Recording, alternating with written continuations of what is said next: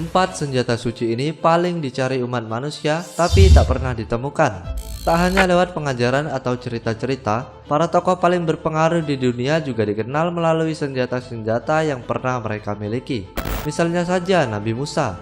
Beliau dikenal banyak orang tak hanya lantaran cerita mukjizat membelah laut atau kisahnya bertemu langsung dengan Tuhan, tapi juga lantaran tongkat sakti yang selalu dipegangnya. Tentang senjata-senjata yang dimiliki oleh tokoh-tokoh penting, ternyata sudah lama umat manusia ingin mencarinya. Tujuannya sendiri selain untuk membuktikan eksistensi si sosok penting tersebut, juga mencari yang namanya berkah.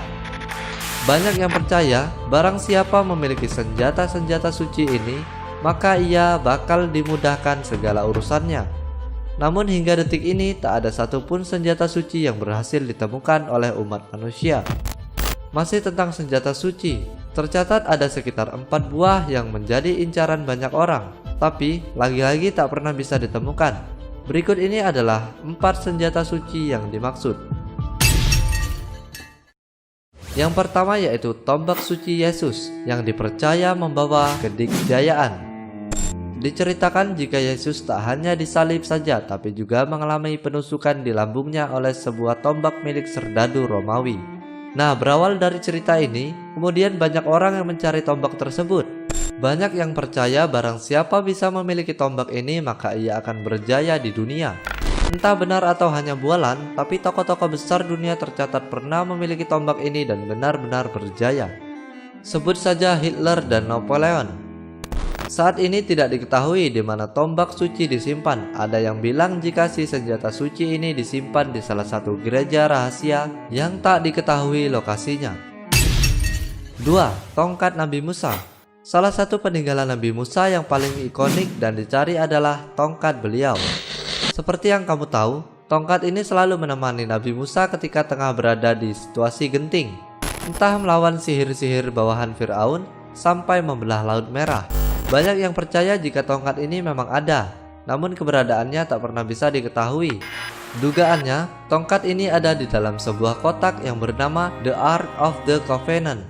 Kotak tersebut sendiri juga belum pernah ditemukan.